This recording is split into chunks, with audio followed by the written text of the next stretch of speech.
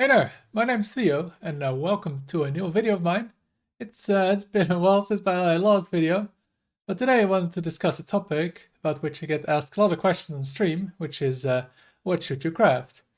Now, your dust, of course, is valuable. You don't just want to be wasting your dust on legendaries that then maybe next patch is already gone. So I wanted to discuss what you want to be thinking about when crafting it, what kind of different card star you want to be crafting. Now I'll be focusing mainly on standard, because in Wild it's pretty different, I think, in terms of what you want to be crafting, because there's not a lot of overlap between decks. Outside of maybe a card like Patches or the Reno cards. So I would generally recommend for Wild to just focus on crafting decks. Always important is to remember when the next expansion or rotation is going to happen. With the rotation, it always happens with the first expansion of the year, and then the oldest three rotate. So right now we just had Wisbank's Workshop, which rotated the old three expansions, and then the next year the expansions will rotate our Festival, Tidal, and Badlands. That means, of course, that cards from those three expansions are going to be in standard for 1 more year right now, while Wisbank's Workshop cards are going to be in standard for 2 years, so they're a little bit more valuable. What that also means is that if you get close to a rotation, expansion, maybe a patch, is that you want to watch out a bit more with crafting stuff. For example, if you wanted to craft cards last month from sets that were going to rotate, I would probably not be recommending it, even though maybe a card like Astlor was played in over half the decks. Would be very good for a deck. You'd only be playing it in standard for maybe a couple of weeks, and that might not be worth spending your dust on. It's always good to keep in mind when the next expansion or rotation is going to be. And then, last thing before we get to the cards that you want to be crafting is the mini sets. I think generally mini sets are the best way to spend your gold. For 2000 gold, you get 4 legendaries and a bunch of other cards, and it's generally been a really good buy. These mini sets have had meta-defining legendaries in the past, such as the Jailer, Thaddeus, and more recently a Yoxaron. Now let's start talking a bit about the legendaries that you want to be crafting or not want to be crafting. First up, we have the legendaries that are played so often you almost always want to be crafting them. Right now, the one card is Ziliax Deluxe 3000. That's a card that sees plays over 50% of decks. Last year we had Astalor, mentioned earlier, so it pretty much always recommends crafting this kind of card. A card like this is often played in like any deck, aggro to control deck, and is not very meta dependent. So it doesn't just become unplayable when the meta changes, because there's so many decks, it's hard to see this card ever go away. Now another card that's played currently in a lot of different decks is Reno, Lone Ranger.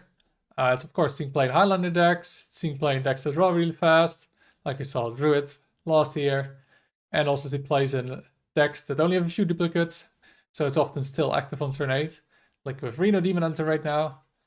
This card is just a very good craft, though not quite on the level of Ziliax, but if you want to play any deck with Reno in it, it's a very good craft. Next up, I want to talk about some legendaries that are must craft, but only really if you want to play a certain class. For example, we have here the Primus for Death Knight. A really flexible card.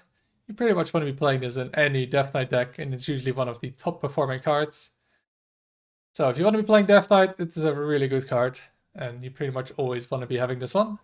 Same can be said for another card, for example with Hunter, it's Agramar, the Avenger. Extremely good and goes into pretty much any Hunter deck. So if you want to be playing Hunter, this is a really good craft. Now let's then go to some legendaries that aren't as good as these, but you might still want to be crafting, but it kind of depends on what deck you want to play or what class you want to play. Like first up we can look at the legendary, like in Paladin with Toy Captain Tarim. Like this card sees play in most Paladin decks.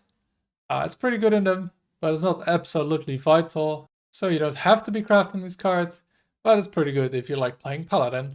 Another card that you maybe want to crafting is Hell Yeah. It's of course very important for Plague Death Knight. It's pretty good in Rainbow Death Knight and maybe one more Death Knight deck, but you don't need to play it in every Death Knight deck. And it's not quite like the Primus where you can just slot it into any deck and it's going to do amazing. So yeah, if you played Plague Death Knight, you probably want to be crafting this, maybe Rainbow, but you want to be considering it a bit more compared to crafting the Primus. Also, there are some legendaries that only really see in play in one deck, but they are absolutely vital to that deck. But outside of it, it just sees no play. One example of this kind of card is, of course, a Wheel of Death. It's hard, of course, to see Wheelwork not play this card, but outside of that specific deck, this card will probably not see any other play. This is really a card that you have to build your deck around. So this is more of a risky card. Yes, you're gonna need it in Wheel of Death Warlock, but if that gets nerfed or goes out of the meta, yeah, you're not gonna be able to use this card in any other deck. So it's very important to consider. Same thing can be said, for example, for the Highlander Legendaries, like we have here at Dr. Holiday. Of course, you're not going to be playing Reno Shaman without this card, but you're also not going to be playing this card in any other deck outside of Reno Shaman. So it's very good for one specific deck, and you're going to need it in it. But outside of that, it's not going to see plays, so make sure to always keep that in mind when crafting this.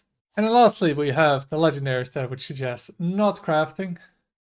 One of them would be, of course, right now, King Plush. A card like this, of course, can move up in categories and become like a card that you may want to craft. But right now, this card is just not needed in any deck. It just sees very little play, and no deck really needs this card to function. So right now, I would just not recommend crafting this card at all.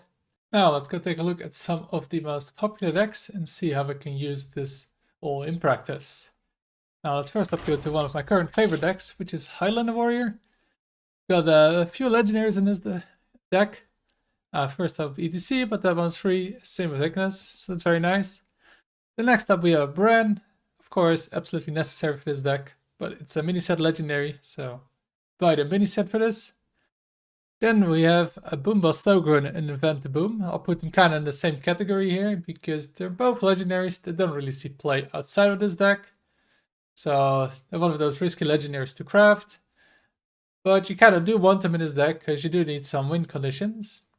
However, if you don't feel like crafting both, you can maybe look at the deck like Tendril Warrior, which is not running these and is a lot cheaper to craft, although maybe slightly worse.